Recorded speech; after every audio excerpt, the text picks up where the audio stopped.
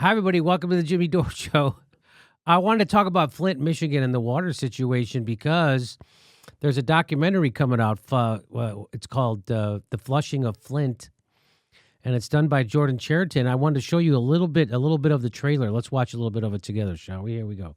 Told me to turn the stuff on, let it run for a minute, and then catch the water. You said they had let it run and then put the sample bottle in. Yeah. Did they tell you to let the water run first for a little bit and then put the bottle in there? Yes. Or to immediately put the bottle in there? Let it wait. There was just almost like this eureka moment, this light bulb moment that went off yesterday as I was talking to a resident here. And when he told us that he was told to let the water run for 4 to 5 minutes before testing, all our eyes like came out of its sockets, because you're not supposed to run your water before you test. When you run the water for several minutes before you test, that basically eliminates most of the lead, and you get a lower lead reading because you've run the water.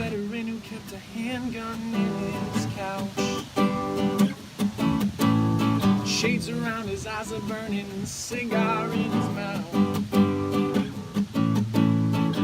When the water crisis is over and somebody stands up and says, hey, the water crisis is over, will anybody believe them? No. No. No. I know you can play games with whether or not you allow water to run before you test it, or how long you let it run, things like that.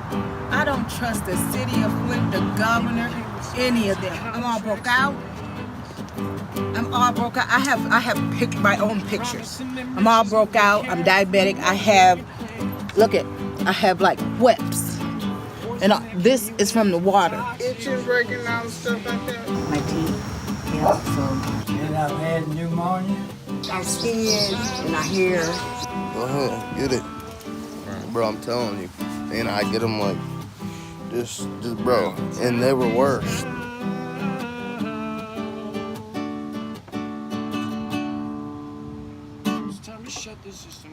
My daughter did have a miscarriage. And you go to the doctor, they got the doctor saying, oh, it's okay. It's not okay. I'm living with this. I'm living proof. You know, I'm here. Y'all go home to your own residence at the end of the day. When everything is done, I'm living it. It doesn't make any sense and it's not fair.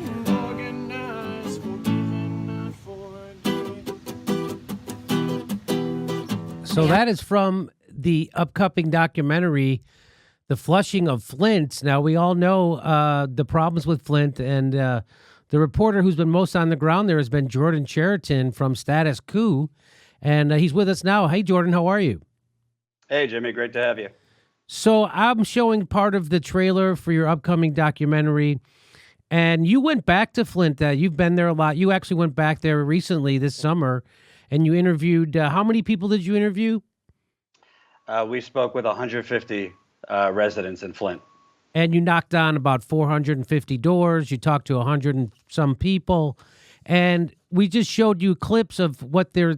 So the water still isn't clean in Flint. Even though I saw Barack Obama go there and take a sip of water, it's not fixed? They would want you to believe it's fixed there in the state government and, of course, President Obama. But we did something radical. We just knocked on doors, old school, and we found that the state of Michigan, during the water testing there, before they gave the all clear sign, they actually illegally flushed residents' water lines right before taking the lead samples, which is against the EPA's drinking water regulations. If you're testing water for lead, you're supposed to have water be totally stagnant for 6 hours and then take the water sample right away.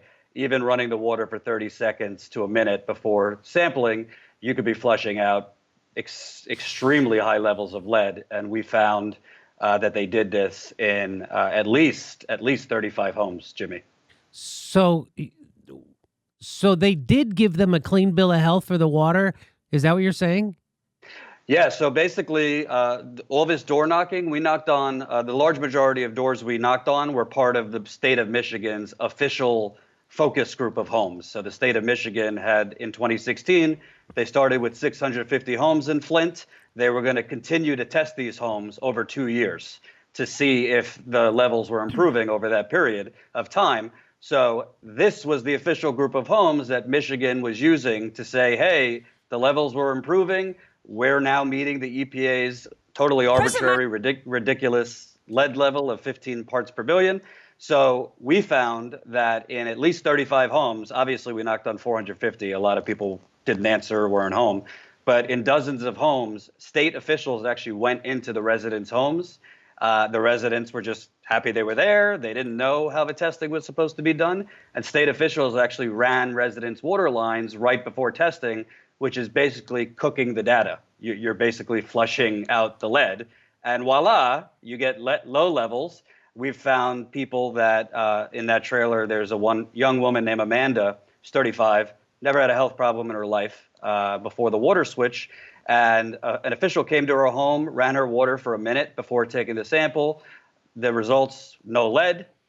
She thinks everything's fine. She goes back to drinking the water. She has her kids drink the water. She now has thyroid cancer and spots on her kidney. I've been clear, like I'm not a doctor. I can't say for certain what caused what, but she didn't have any health problems before the water switch. We found homes where they went in, they flushed these residents' water lines. All of a sudden, you're getting really low lead levels. And then the EPA went into those same homes, like 2 months later, tested the same sinks in the kitchen. They didn't flush, and they found extremely high lead levels. So all of this illegal testing was basically done out in the open. The state didn't really expect anyone to look. So yeah, we broke that story about 2 weeks ago. Congressman Ro Khanna has called for an investigation. So here is Ro Khanna. I have it. Here is Ro Khanna retweeting your tweet about it, and he says it's no brainer to have an investigation, and he tags you. Yeah. Also, Tulsi Gabbard retweeted your tweet, and she says the people of Flint are still being poisoned and cheated. I visited Flint and heard from people who still can't bathe in their own homes due to multiple toxins in water and who rely on charity for bottled water. There must be an investigation, accountability, and clean water for Flint. So here's your tweet. Exclusive: Michigan broke EPA regulations by flushing water and telling residents to right before water lead sampling in Flint. Governor Snyder and state said residents are having some confusion about the kind of testing that's happening. And let me give you one more. Here's another one from Ro Khanna. He says, after Michigan poisoned Flint 4.5 years ago, Governor Snyder's officials broke EPA regulations to lower lead levels. Free water needs to be restored and an investigation opened. Thanks to Jordan Chariton for your reporting. That's when Congressman Ro Khanna and, of course, our favorite Susan Sarandon said shady testing practices in Flint showing safe lead levels in Flint. Check out Jordan Chariton's article about why Flint's water still isn't safe. And so you found out, you went and knocked on these doors, you talked to these people, you found out that when the state came in to do their testing, they were doing it incorrectly. Just like you said, they were flooding the water run for 30 seconds to a minute or longer. And that's against protocol for how you're supposed to test water. Everyone knows that. So does that mean that the people doing the testing also knew that, Jordan? I can't get in their brains, but I'm pretty confident based on the state of Michigan's YouTube video with testing instructions that said, do not flush your water before taking the samples. They knew what they were doing. It's even worse than the officials were themselves going into residents' homes and flushing the water first. They then told the residents the testing was supposed to be done by the residents. The EPA told us officials weren't supposed to be going into homes and testing for the residents. They were supposed to just drop the test kits off for the residents with the instructions. Really? So here you have state officials going into homes, basically cooking the data to get lower lead levels. And then on the way out, they told these poor people, hey, when you test, because you're the ones that are supposed to be testing, run the water for 4 to 5 minutes. I mean, we found in some instances, Jimmy, they ran the water for 10 to 15 minutes before taking samples. It's a real environmental scandal. Well, flushing before you draw a sample is a violation of law. The purpose of testing the first draw is to detect how much lead and copper have leached into the water overnight, and once it's flushed out, it defeats the purpose of the test. So you are onto that. So is there anyone else that's reporting this besides you? Oh, I could write a book about trying to get corporate media to pay attention to this. No, nobody else is reporting this. I want to make clear. It was my business partner for Status Quo, Jen Dyes. She's a great journalist. She knocked on doors with me. Her and I. There's a lot of corporate outlets that were originally going to publish this and then chose not to for various reasons. But we are the only ones who did this. Over the summer, we knocked on 400 doors. We just went back 2 weeks ago to knock on more doors. Recently, we just found not only have they been illegally flushing, but they actually have certain homes that are on the official state tests that they're using to declare the water fine that literally have full filtration systems in their home. You're testing homes that have state-of-the-art filtration systems. That's against the testing protocol, too. You're supposed to be testing without filters on and all that. So basically, Jimmy, I mean, I know that the country's corrupt. We've had plenty of conversations about that. But I was stunned when I saw this because literally you have environmental officials going into people's homes. And a lot of the times the parent with the children are standing there watching them as they knowingly flush out lead and then put a sample bottle in to get lower lead levels. So they don't have local newspapers or local news stations in Flint?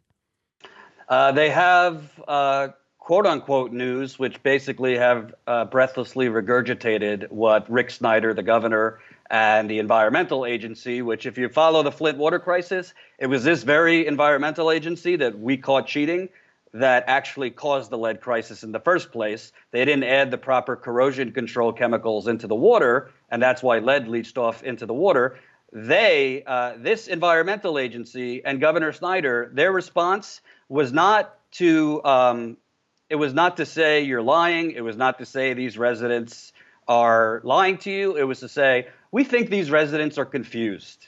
We think they are a little confused who came in their homes and how they tested the water. I don't need to tell you, Jimmy, Flint is 57% black and 42% poverty rate. So you take that for what you want. I read that as let's call the poor minorities dumb. They don't know what's going on. I will tell you, I haven't really talked about this much. If you want the behind the scenes, this story was supposed to be published in Newsweek magazine. We were about to publish it in Newsweek. Jen and I had booked a flight. We were going to report on the ground there. And then Newsweek literally killed the story the day before it was set to publish. And I quote, I was told, like in politics, when you're explaining, you're losing. So Newsweek said it was too complicated to explain the story for their readers. What? Come on. And they also said we didn't have enough data, which I couldn't understand because I don't know many other journalists knocking on 450 doors. If there are, I'd love to talk to them. So Newsweek kills the piece. They don't give a credible reason why. So like the local NBC, do they have a local NBC TV station with a news department? Oh, Jimmy, they have a local NBC, a CBS, an ABC. I mean, they got plenty of resources. But the problem is, as I've seen in Standing Rock, I've seen in Flint and East Chicago and Alabama, and I could go on. The media is less a microscope than it is a press release. These media outlets, you'd be stunned. A lot of these local media outlets actually get subsidies from the very government that they're supposed to be holding accountable. A lot of these local Flint outlets actually get tax subsidies from the state. So I actually reached out to one reporter I reached out to the Detroit Free Press. I could show you the emails if you'd like to see. They didn't want to publish it, and I quote, because there's a lot of other cities in Michigan with water problems. So I said, yeah, well, let me get on my broom and go to every last city. And let's first expose what's going on in Flint, and I'd be happy to go cover the other ones. So you're not going to cover this because other cities have water problems? Well, did other cities have their water switched to a river body with dead bodies and toxic waste parts from General Motors? Are other cities 4.5 years later Literally, there are residents in Flint. There are lines in Flint. You're not going to see this on CNN, MSNBC, New York Times. We went in July. There are lines, Jimmy, for 3 to 5 hours at local churches to wait to get 2 cases of bottled water, not from the state of Michigan because they shut down the water pods, from donated water around the country. In some other parts like Haiti and other places with water contamination, this is what you see there. But this is happening in an American city, and it's very, very disconcerting. And I could go down the list. We had so many media. I reached out to probably 50 to 100 media outlets to try to publish this story. I'd say a good quarter of them were interested, but asked me, is there a way to connect it to Trump? So there's a governor and there's a switch now in power in Michigan. There's going to be a Democratic governor. Correct. Do you think that there's anybody talking that that'll make a difference? The governor-elect, Gretchen Whitmer, is aware of what we found. She's quoted in the story. She gave me a quote. Schuette, who is running against her, who is a Republican and a Trump mini-me, gave me a quote. Believe it or not, Jimmy, there's a lot of quote-unquote progressive politicians that are aware of what we found because I've been harassing them very, very kindly via email and phone call to do something. But unfortunately, it seems that, everybody talks about Flint when a comedian at the White House Correspondents' Dinner has a one-liner, Flint still doesn't have clean water. Then you had the guys from Pod Save America and all these people with their righteous indignation on Twitter. But in practice, when journalists have found that they have literally cooked up the lead data to falsely declare the water safe, I've sent this to Congressman Elijah Cummings, who I have respect for. I haven't gotten a response. I've sent this to Nancy Pelosi, to Chuck Schumer, to Steny Hoyer, to Dick Durbin, to just about every Democrat you could think of. No response. We have sent this to celebrities, just tossing stuff at a wall. Very little response. So it's very, very disconcerting. Have you been able to track down any of the people who were hired by the state to go in and do that testing? Well, there's another element here that a lot of people don't realize. Here's a little behind the scenes. When you're filing Freedom of Information requests to find out who did they send to these homes, what can I get the emails about, you talking about the process, anything, they're quoting you $5,000, $7,000, $10,000 for a Freedom of Information request. We did find 2 people. One was a worker for the CORE program. There was a program called the CORE program. It was Flint residents that were trained by the environmental agency, the state environmental agency. They were supposed to go around to homes, make sure residents had filters on their water, help them put the filters on if they didn't know. They were not supposed to be testing residents' waters. They were trained by MDEQ, the state environmental agency. So the state environmental agency also used these workers as useful idiots to go in, illegally flush residents' water, and also give the residents instructions, run your water before you test. We did speak with one of those workers, and she confirmed that she had gotten a lot of complaints from residents that they were being given instructions to flush their lines. So as Erin Brockovich said in the story, she gave us a few comments.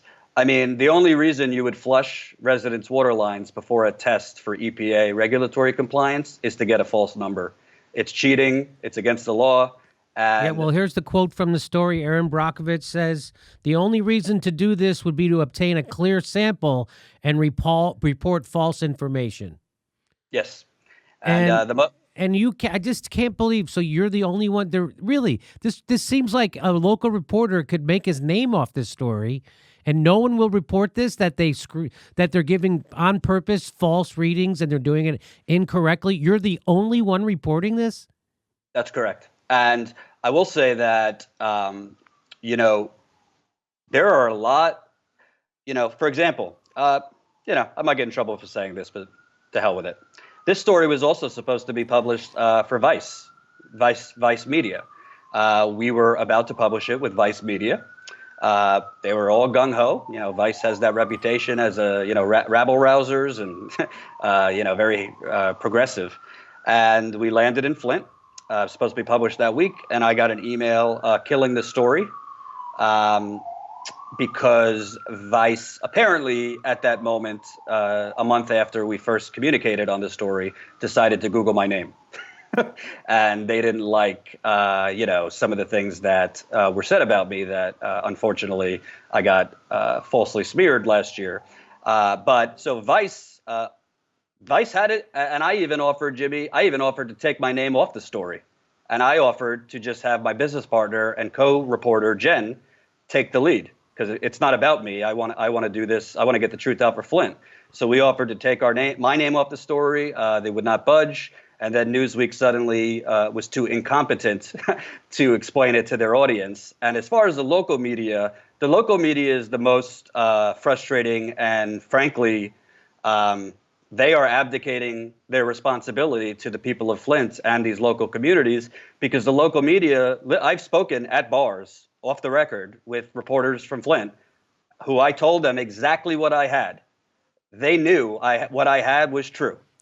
And they said, I don't want to say which outlet because it was off the record, but they said they won't touch this with a 10-foot pole. Why? Because they're not media, Jimmy. They are stenographers for the state. So, I mean, do you think that that I don't understand what's, normally you're not allowed to report stuff because of us. There are advertisers. You don't want to screw over our advertisers, or, hey, our company owns stock in this company, but none of this is the case here. I don't understand. So that's why aren't you, are you flummoxed by why no one will cover this? Because I am. Are you? Yeah, absolutely. I mean, honestly, I don't mean this to sound dramatic, but like, I've sat with mothers who are having heart palpitations from lead poisoning. I've seen kids, like I've talked to kids that used to know the full alphabet that now forget after F. Like this is personal to me. This is, I'm not a sociopath, I'm not neutral. I'm not neutral to people being poisoned and then left to die. So I'm not only dumbfounded that the media in Michigan, and by the way, Jimmy, I reached out to all these outlets and I said, throw your reporter as the first person under the story. I will take second fiddle to it. This was not about, status quo, breaking a major story and, being able to brag. This was about the people of Flint, because at this very moment, based on the reporting, there are people that are drinking water there because they shut down the water pods and they're too poor to buy bottled water. Flint, most of these residents are too poor or don't even have don't have a car. There's 20% don't have cars or public transportation. Wow. So they're drinking from the tap because the state has said it's safe again. Well, we found that they cooked the data in it's not like 2 homes. We found dozens of homes. And to answer your question on the media, from my experience talking to local reporters, essentially at these media outlets, they are spineless. They do get, in some cases, they do have business with the government, state and federal. They're owners. Look at the Huffington Post, for example. Ariana Huffington was very cushy with a lot of people in the government and the Obama administration. It's the same way on the state level. Sometimes these media outlets also get grants from the government. So I'm beyond dumbfounded. I don't know, if you didn't get into journalism for stories like this, you need to get out, whether you're local or national.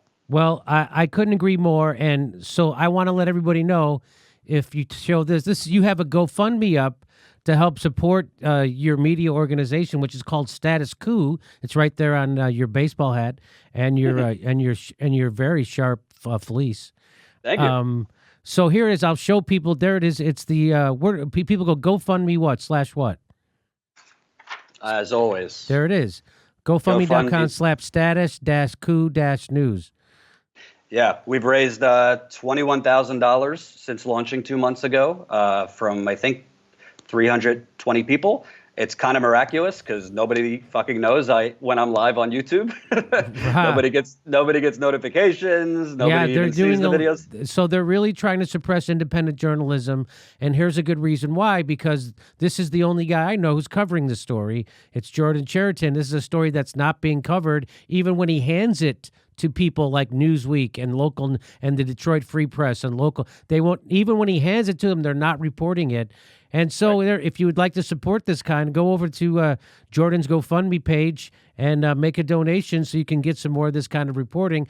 Literally, there's no one else doing it. And even now that you are reporting it, they're not re-reporting it. Right. And we can't let this is why when Trump says the media sucks, it lands with people, because people on the left know they suck and people on the right know they suck. And that doesn't mean that Trump doesn't also suck. Right? That's the thing people can't get in their minds, that maybe there's no good guys in this fight with Trump and the media. Maybe the media also has been letting us down and Trump is also horrible. Well, I could tell you, Jimmy, real quick, as big as obviously the story is about Flint and this illegal testing, but I could literally teach a class now about the corporate media, because between getting responses that can you connect it to Trump, or we don't have the bandwidth to do this. Literally, I got from ProPublica to the New York Times. Actually, Jimmy tried to steal this story from me. That was another interesting thing. I reached out to the New York Times, who I don't particularly like their reporting, but it is the New York Times, and I'll bite my lip to get it out on the New York Times. They gave me some smug response that we have reporters in the Midwest that routinely look in to Flint. So if we were going to do this, we'll tap into our reporters. And right after that email, I get a call from my main source in Flint that she just got a call from the New York Times asking about illegal testing. And I had sent them, not the whole story, but bullets of my findings. So instead of actually bylining it with an independent journalist, the New York Times just basically tried to steal it, which I found very, I guess, gratifying, but also very upsetting. So it's very upsetting. And the most important thing, I could talk about the media all day, but the people of Flint and the governor, who is now exiting, Governor Snyder, who for some corrupt reason has never had a criminal charge on him, they have basically swept this under the rug by illegally testing. And the people of Flint, including children, including the elderly, including poor black people, there's a lot of poor white people, are at risk because the testing has been compromised. That's the main problem. Jordan Chariton, great work. Everybody go check him out. Status Coup. What's your website? Statuscoup.com. You can enter your email. We're trying to grow our email list. So go to statuscoup.com and enter your email. Okay. Thanks, buddy. Thanks, Jimmy. Our next live Jimmy Dore show is February 1st in Burbank, California. Go to jimmydorecomedy.com for a list of all our live shows, and please become a premium member if you can. Become a patron. It's the way we support this show, because they're coming at us, and we give you bonus. We give you hours of bonus material every week. Check it out. Become a patron. And if you can, make sure you're still subscribed. They unsubscribe people every day. I know it sounds crazy. It only takes a second. Please make sure and click that bell when you subscribe so they'll send you a notice when we drop a video. Thanks for your support.